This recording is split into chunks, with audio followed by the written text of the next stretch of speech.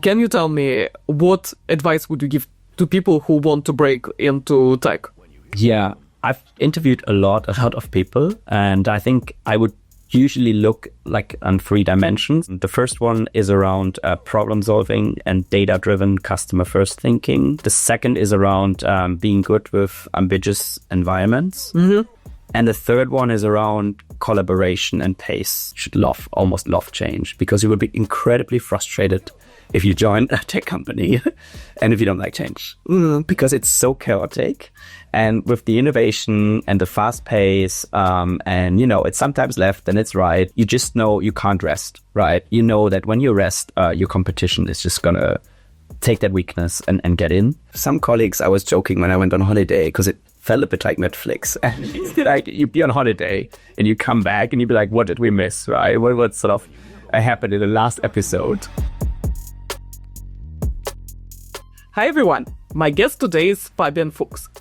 After 3 years in consulting at BCG, Fabian built a great career at Just Eat, which was a scale-up back then, progressing from head of operations in Germany to chief of staff to the CEO, and then to director roles in France and the UK.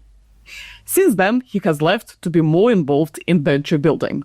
In this conversation, we're going to discuss how to choose a fast-growing company and how to build a successful career there. So, Fabian, thank you so much for being here with me today. Thank you for having me. Let's start with your time at consulting. How did you think about what path to take next? Did you consider your typical options like PE? Did you consider staying in consulting? Did you consider going to traditional industry? And why did you eventually choose a tech space? Something that I loved learning at BCG was the problem-solving part at clients. And I think really being close to industry problems and making sure that you have a strategy to solve, but also to implement, was something that I wanted to lean more into. So in that sense, the other areas, for example, PE or finance, at a point of time weren't that interesting, because I thought it was a bit more away from actually problem solving in a company. So that's why I was more looking into, something I missed at BCG, for example, was to see implementation, right? Because you get on strategy, you develop a great strategy, but then you leave the client on its own, and then often they implement on their own. But you can't really see how successful it goes. And often also, I think the challenge actually comes with implementation. So for me, also from a learning point of view, I thought it's amazing that I got that skill set around strategic problem solving and setting a strategy. But actually, I think the component that was missing a bit in terms of running a business was, how do you actually implement? How do you bring something on a roadmap? How do you really get people to work on something every day, change direction, and just navigate around problems as well? What type of tech companies did you consider joining? Did you look for specifically scale-ups that are already gaining a lot of traction, or did you also consider something earlier stage, like pre-seed, seed, Series A, Series B? Yeah, so I think that the first question I asked myself is, do I want to do it actually B2B or B2C? Interesting. Yeah, I think it's quite different, right? Because from my experience before at SAP, it was a B2B product, so business to business. So the sales cycles were actually quite different, right? So you approach a sales team in an organization, there's longer sales cycles, and it's just a certain dynamic. And with consumer products, it's, I think, much more relatable often to everyday life, because ideally, if you pick something in consumer products that you also like, I think you have a stronger identification with the product. And that's something I really looked out for, because I thought I'd love to actually work for a company that products I'm using and I like using. At this point, you knew that B2C is closer to your heart. How did you decide between, Series A, scale up? How did you think about this? Yeah, so I think it's a bit about your risk and reward profile. So the smaller the company, I think the more impact you can have in terms of shaping it early on, in terms of bonding closely with a founder team. Just making sure that you have actually gained knowledge and traction early on, and then you grow with the company and the growth. On the downside, I think there's way more risk involved. Like, you don't necessarily know how well the company will perform. And even sort of if the product is great or the idea is great, there's also often the question about financing, right? I thought I could actually bring the best into a company that's a bit more mature. So that is a bit more than, I would say, rather than a baby is born, I would say more than going to school or in the teenager time, where you still can actually shape a lot in terms of what the company does, but foundations are there. And there's a lot of need actually for people to bring in structure and to, set in transformational directions that are changing the business in a better way to unlock growth. And so at that point, how did you decide, first of all, which industry you want to be in? And secondly, how did you go about choosing a company? I really thought about what is actually a passion of mine, like what are industries I would be naturally curious about without getting paid. And I was also thinking about the other thing, what is stuff I don't really like, right? So on order, because you have so many options, but it also is sometimes easier to cross out stuff first to say, those are industries actually I don't really want to work in, to then see, on the other hand, what do you want to work at? So I was in banking, I was in industrial good, and I was in consumer goods. And I had a feeling from the start that consumer goods would be mostly the company I'd like. And actually, it was also the case. So I thought I followed a bit my heart and intuition with that, and leaned more into a product that I would use as a customer. Yeah. And would you say that's the right approach? Because the counter argument to that is, why don't you just go to the hottest industry that is out there in the market and forget about your passion? What would you say to that? Absolutely. So I think especially early in your career, it's really that trade-off of what foundation do you want to build upon? And what's more important, right? Do you want to learn a lot? Which I think like industries like consulting, banking, or also joining in a startup just provides you with an incredibly good learning experience. And I think that's a bit transferable skills that you get at the start in terms of working under pressure, delivering, doing problem solving, being data driven and all these things that I think if you are early in your career, you might choose that over, the content or sort of the passion you have. Mm-hmm. But I think along the years, you want to end up somewhere where you're actually also happy in terms of the content you deliver, because I think there's always a risk in terms of getting a reputation for what you're good at, and it's not necessarily matching with what you actually like to do. Mm-hmm. So I had those experiences. Also back in consulting, I did a couple of projects around cost cutting and transformation, which wasn't necessarily the passion, but it's sort of the bread and butter that you do in consulting. So I think had I not intervened, because I really knew I'm incredibly passionate about commercial topics. I love thinking about customers. I love driving sales and marketing. And I knew I wanted to end up there. But I think I sort of thought, okay, at the beginning, it is a transferable skills that I'm looking to gain. So I'm happy to, lean into wherever the business need is. And business need in consulting was mostly at least when I was around in, more restructuring business, transforming businesses. So I think from that perspective, I had more followed what is important in the industry rather than what is my passion. But I think you shouldn't forget about that. And I think you should try to slowly, adjust your profile more and more in order to get where you want to go. Yeah, let alone the fact that maybe the industry that's hot right now may not be hot in 5 years' time, and then you're stuck with something that's not hot and that you're not passionate about either, right? Totally. I think it's hard to bet on industry success, right? Because, yes, you can choose an industry that's hot today, but there's a lot of stuff that's unpredictable. And let's take my example. I mean, I joined the food delivery industry, and I could have never foreseen a pandemic, mm-hmm. But that actually gave us such a hyper growth moment. And especially during my career, when I was in an early management role, it gave me so much opportunity to learn and to grow that I would probably not have gotten anywhere else in that time. And do you remember what your North Star was back then? I had to take responsibility quite early on as a child. And it's something I grew up with, to take also responsibility for others. And I was naturally leaning into that, right? So I was a student speaker and I was doing other stuff that sort of is our roles already that have that. So I think that taking responsibility, leading people, and impact is also highly important for me. I sort of want to work on something that changes things in a good way and changes ideally people in a good way.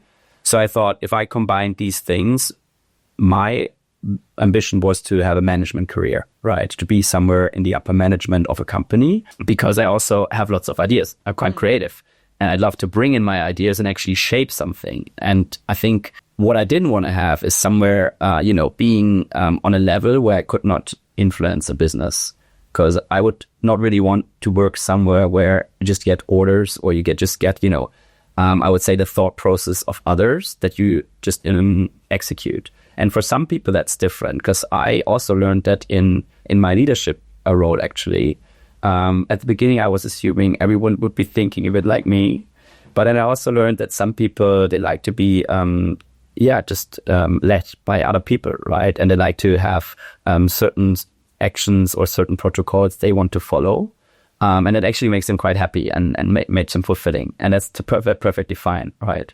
But I think it's important to understand, what do you want? What is good for you? And then to, I would say, engineer based on that.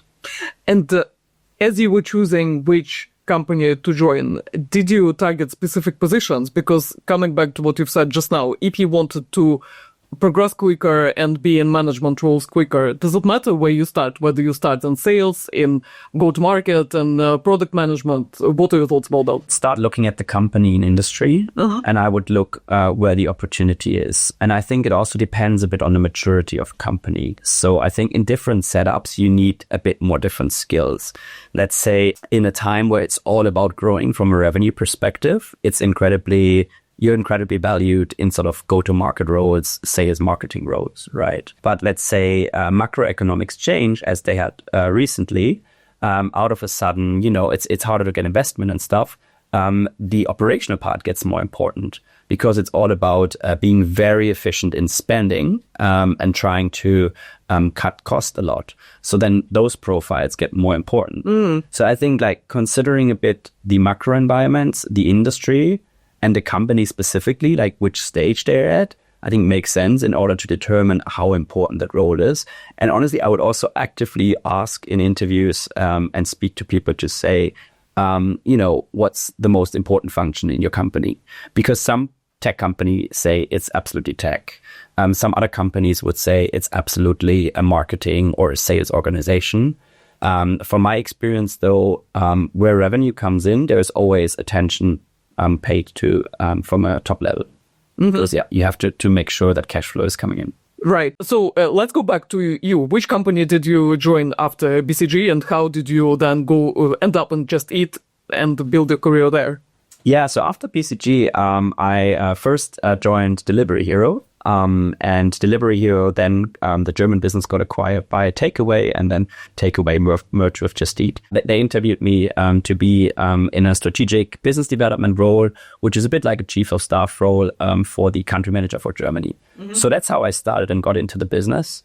And I think what was really cool for me was getting exposure to all areas of the business early on, but also really carving out a bit that strategic piece of what's important for the managing director for his mission, for his 12 months plan, which he was just rolling out. And how can we help with a bit of project management and consulting skills to enable the teams to really deliver fast on that vision. You have mentioned to me that later on in your career, you have been interviewing a lot of people into tech roles. So can you tell me, what advice would you give to people who want to break into tech?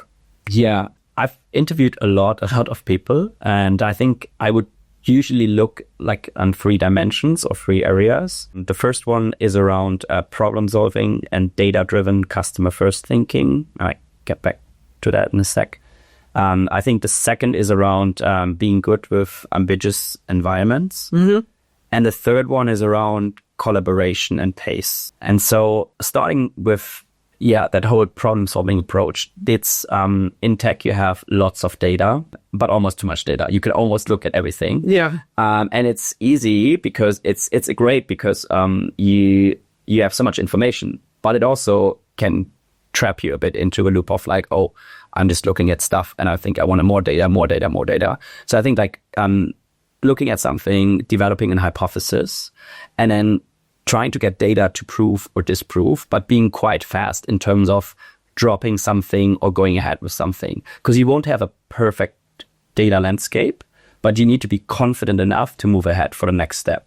And on that, do you need to almost for sure have a consulting background for this? I don't think it needs a consulting background. I think it is helpful because consulting teaches you a certain way to approach their problems, and it probably is also why consultants are a bit more favored to be hired by tech companies. But yeah, I think it's quite publicly available, what the likes of Microsoft and Google and other companies are looking for. So in that sense, I think it's skills that are more transferable and you could also get in other industries. Mm-hmm. So let's move to ambiguity part.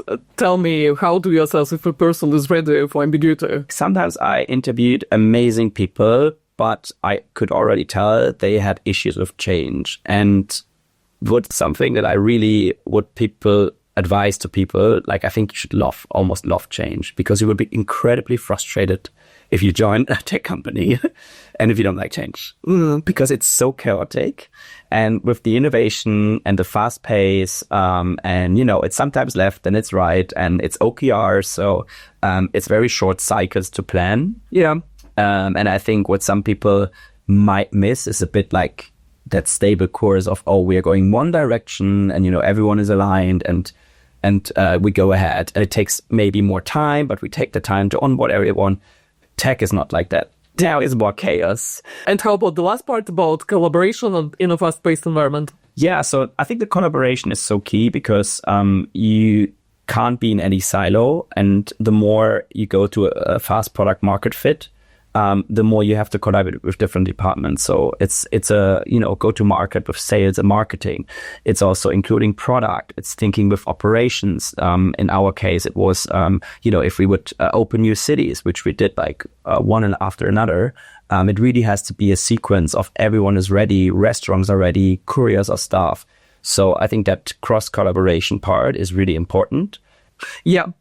And going back to you once again, how did you join Just Eat? What was this acquisition that made it happen? Tell me more about that. I mean, the industry is fascinating, right? Because I could have never thought of so much acquisition, M&A, and consolidation going on. And it's something I wasn't fully aware of, to be honest, when I joined. But you almost get used to it, right? It's a bit of a winner takes it all market in an industry. Mm-hmm. So the bigger you are, the higher your chances to succeed, because you have economy of scale. And in our example, I was a Delivery Hero.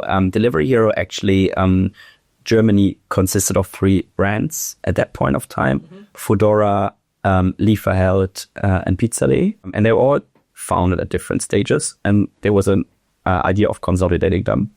And Lieferando actually, which was part of Takeaway, and then later Just Eat, they bought the German business. So they bought all 3 brands, and what they did was the absolutely right thing. They actually moved everything to one platform.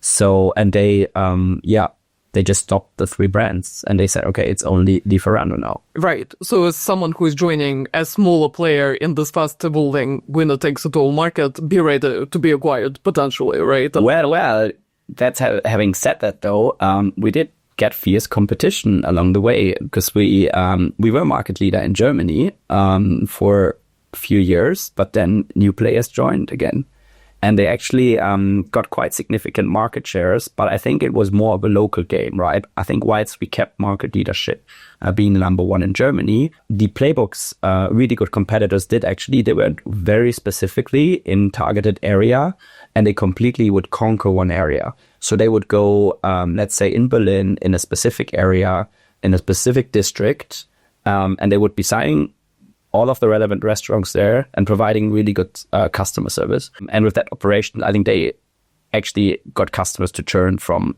our platform to their platform. And they managed to retain them. So I think there is a bit of a trap of being number 1 and being a market leader, that you get just a little bit too slow, or a little bit, unattentive in terms of, not seeing the smaller picture. And that can actually be an open door for someone as competition to get in, because they look at your weaknesses, they see that you're busy with other things, and then they just, slightly come in, start small, but gradually become bigger and bigger and become actually fierce competition.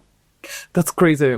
And I'm just thinking about other traditional non-tech industries, which are developing much more slowly and are much more institutionalized. And it's such a contrast, just how you describe how the market dynamic can change, and you can get, out of business, or like you can drop from first place to second place. I feel like in tech, it's just happening so much quicker. Yeah, I mean, as some colleagues, I was joking when I went on holiday, because it felt a bit like Netflix. And it's like you'd be on holiday and you come back and you'd be like, what did we miss, right? What sort of happened in the last episode? And that's really the cycles almost we had, right? I think like there could be so much change within 2 or 3 weeks because of an announcement or something, or a new player, a consolidation, market dynamics changing and all these things. But I think there was also the thrill I personally really enjoyed of having so much change in short time. Yeah, I was about to ask, how does this fast-paced market dynamic impact company's culture? Like, what does it feel to be inside of a company which faces all of this, like, forces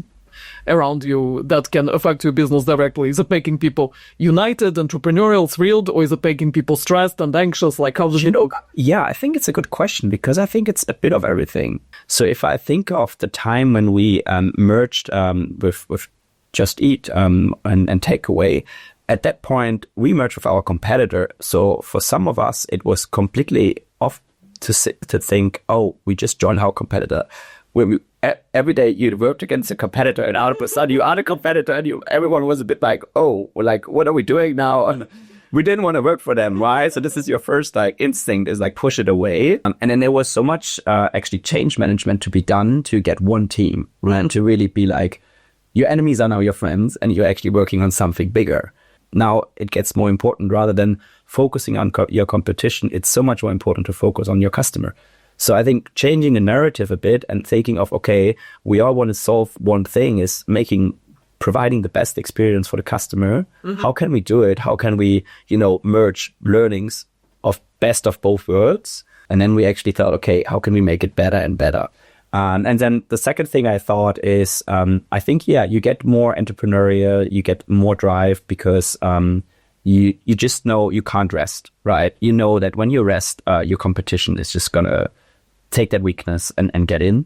So I think there were for sure stressful moments, right? There were for sure moments when we were like, oh, wow, like, how does it come? And then all of a sudden you look at market share figures and they rise in market share and you think you have defense, but you don't, right? And you get a bit worried and be like, oh, wow, this all happened so fast. Like, what can we do? How can we stop it? But yeah, I think it gets you very laser focused to look at what do we really need to do to solve a problem, or what do we need to do to take action and revert maybe a market share decline in a certain area or so. And can you tell me what roles did you have in Just Eat? Because I can imagine that career progression in such fast-growing companies is also happening quite quickly, and you can change roles. Yeah. I think I'm a pretty good example that this is possible, and my career wasn't linear at all. I went from more strategic roles, so I was a project manager, to fully operational roles, head of ops for Germany, to then go back into a strategic role. I was a chief of staff, to then get executioner again, and be a country manager for France on an interim basis, and a director for London. Mm-hmm. The disclaimer for me, and I think I said that earlier, is I had a vision for myself. I knew I wanted to eventually end up in a leadership role. Yeah, but I was a bit open in terms of how you get there. And as you were progressing in your career to all the roles that you've mentioned, how did you decide what is a good point and good timing to make a move? And did you have a particular strategy of what type of opportunities you were looking for, or was it more opportunistic? The first one, the head of operations role, is a perfect example for, I was a bit opportunistic. I was like, yeah, I could totally do that. I had fun with the team and everything. I knew that deep in my heart, I knew a bit more, I'm more on the customer side and go-to-market side, but I thought, you can get that right. I think like you can divert a bit into it. And I think after 2 years in that role, I was also ready to then move on and actually reshape my profile, because I didn't necessarily want to get that expertise of operations only. And at that time I had, during the pandemic, I actually worked with our COO and the founder of the German business. And we didn't have a press department at that time that would handle all the press requests that came in during pandemic. So he and I actually tried to answer press requests, and we did that sort of late office hours, and it sort of created a bonding and exposure for me, which I couldn't foresee, but it was completely random. I didn't influence those press requests, they came in, but because they were reputationally so important, because they would go to really big media companies, he wanted to have a look at through it.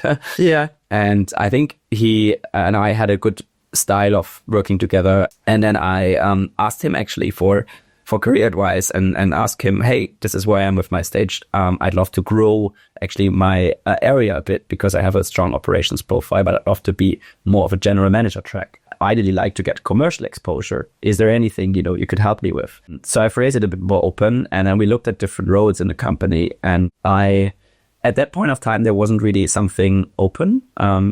So based on that, he offered me the chance to also work for him. And I thought that was an amazing opportunity, although I knew it would feel a bit like getting back to consulting. I don't see myself doing that forever, though. I said, I think my heart is really more on the executional side and the management side. So I think being very transparent at the beginning was important, and also promising him that I would build up something that I could leave. So I think, a system or a team that actually would deliver also without me. So yeah, we did that. I did that role for about 2 years. I hired someone external, and we became a pretty good team. We actually did a chief of staff role or an office. We actually also expanded that service to another board member. And that role was mostly about making sure the workload of the board members is decreased. And that could be through just filtering, a bit like a router, like going in somewhere and understanding problems, understanding what's going on, maybe providing information back to board members, making a suggestion how to solve a problem, or maybe even solving problems, because by that time I already had quite some business experience. So I could also bring in my perspective. And I think that's something I valued a lot, and I would recommend for people who have an opportunity to be in a chief of staff role, because I know it's quite common these days to have chief of staff roles, not only for C-levels, but also for directors, VPs. And I think it's all about how you bond basically with your counterpart, right? With the person you're a chief of staff for, and how much, responsibility they give you, and how much you are able to lean into and give your own perspective. And that was what personally made me happy, because I knew one of my values that I defined before was shaping and impacting a business. And although it was not necessarily in a leadership role, it was influencing leadership a lot. So for me, I was happy in my value perspective. I knew eventually I wanted to get back to those values of taking responsibility again.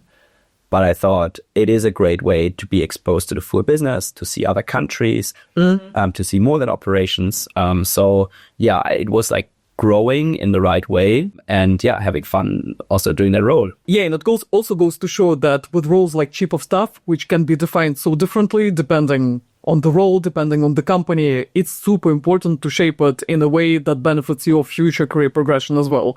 Which is why, knowing what your North Star is, having this open conversation may be helpful to shape the role so that you come out of it stronger and with better skill set for your future progression. And can you tell me about your direct experience in London? Because this is when you were at Just Eat to almost turn around the business in its London branch. And can you tell me how did you do it, and what did you learn from this experience so that people in other organizations can potentially take those learnings? The London director role was a really interesting one because it was a newly created role. And I think it's also interesting for other people because the ways of working we applied come from an agile perspective. And those agile ways of working are quite common they actually have their foundations in product development, but they're also more and more common in consulting and in project management. So I know at BCG and McKinsey, they're already doing sort of that working style.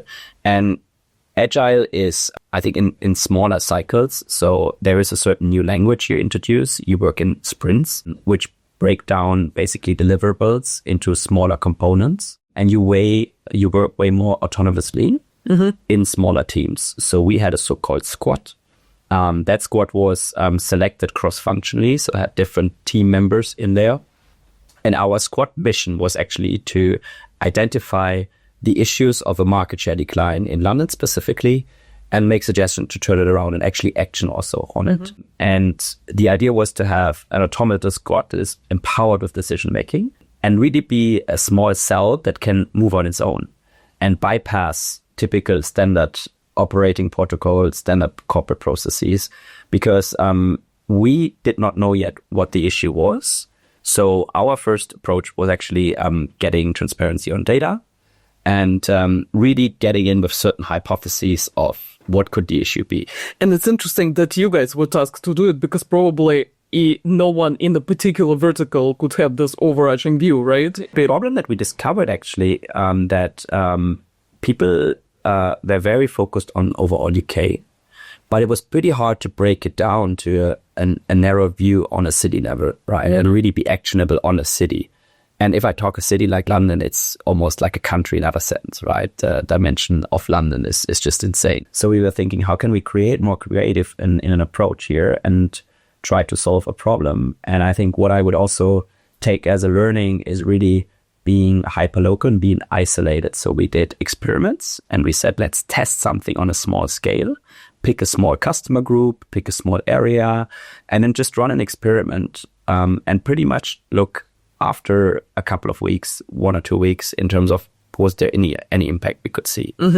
And we actually had some amazing results in Sadits where we changed ways of working, changed the ways we onboarded restaurants, put way more efforts into quality, and we could immediately prove with our experiments that they brought in a much more sale. And then we rolled that out. We were like expanding it to a regional level first, and then eventually to national level. And I think it was a really cool thing that it almost got a bit of a laboratory, so an experimental laboratory where we'd say you test and learn, you try the stuff that's new, and if it's successful, you scale it to the broader business. And then obviously everyone has to implement it. But you give that space of people have time to think differently, solve problems differently. Because one thing we knew, and I think lots of people in business can relate to it, stuff that you have done consistently in the past did not lead to the right outcome, right? So you have to break through actually and bring in innovation. But how do you bring in innovation where you also have to deliver on pace and, follow processes? So what would be the top learnings that you would share that can help someone take this as a blueprint and apply it to their business problem in the industry? It's really important to isolate a problem a lot. So because otherwise if you have a too complex and big issue to solve, you won't get there, right? So try to pick something that's small. And secondly, you need to get the right team involved, and it's really thinking cross-functionally. So you have decision-making almost in the room, right? So ideally that team is enabled and empowered with a budget and with authority of top management, which we had to just say, whatever you guys want to do, you go for it. And it makes it so much easier because one of the problems of bigger organization is all about alignment, right? And then making sure but if you have all stakeholders on the same page and right in there, you go and you experiment on a small scale. So you go for a risk, but it's a calculated risk because, you get exposed to a smaller set of customers or something. And if you fail, you take a learning and you move on, right? You do a retro, you think, okay, do we need to maybe change the experiment a bit? What did we learn about from it or did we just follow a wrong hypothesis and we need to drop it? And I think it's also a culture change of a failure culture that is appreciated. And I think failure culture is a bit less common in Europe than it is. I've seen working in the US, failing is much more appreciated because they always see it as a learning, right? Whilst here, sometimes we have the attitude of, failing is bad and you shouldn't do that. But it's more a bit of almost like approach it like a venture, right? You try 10 things, maybe 8 things fail, but maybe 2 things are really successful. And then you just double down way more on those 2 things. Yeah. And taking stock of all your amazing career experience at Just Eat, what advice would you give to someone who is starting up in this scale-up environment and wants to do well? Almost for every business, I would follow a bit of a framework, create, build, and promote your own brand. Yeah. So what I think with creation, it's important to say, what's your vision? What do you want to go for? What do you dream about to be in 5 or 10 years?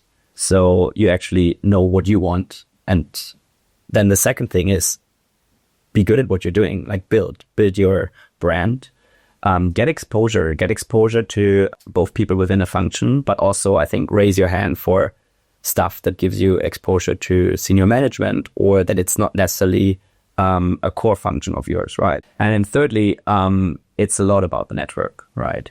So I feel that's why promoting the brand is important. And I think especially what I've seen in the past with women, some women are really good at what they're doing. And I think the promotion aspect is lagging. So I think they could be much better in terms of market themselves and telling others about the good work they did. And it sometimes is, I think, also in our culture a bit more reserved, because we don't want to, if we are not necessarily the shiny salespeople setting ourselves, it feels uncomfortable, right? And I think everyone has to find their own balance in terms of how they do it. But it is so important to speak about what you did and what you achieved. And other people will do that, right? And to wrap up, I can't help but asking you, obviously you are now stepping into the new phase of your career. You have left Just Eat to become more involved in venture building. I know it's still work in progress, but can you tell me, how are you thinking about your next step? Having had all this incredible growth experience, what would you like to achieve next? And what will you, I guess, be optimizing for in your new chapter? Yeah, I feel super fortunate about the career I had at Just Eat.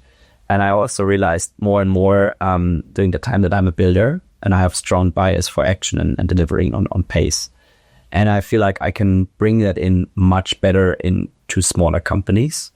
So my next phase is actually scoping that out, approaching the ecosystem actually from a macro perspective and understanding what's trending at the moment, what are venture capital funds looking at, because I think it's such a good opportunity to join something new and to follow a trend as well. So I'm actually scouting a lot, looking in the industry and doing my ideation, which there has been a list that I iterated over the last few years, but also I'm gaining more and more new inspiration because I go to certain events, I network with people, and I speak to people to solve problems. So I'm talking to people in certain industries that I like. So I think my first pick is, what are things that I actually like looking at? And a good indication is probably, what do you like solving for without being paid? What are you just naturally curious about? And, those are things you lean into and you read articles and you're like, it comes up as topics to discuss. I think that's a really good hint in terms of, okay, that's something you can lean into, right? Yeah. On that note, Fabian, thank you so much for being here with me today. Thank you so much for having me, Faria. It was a pleasure.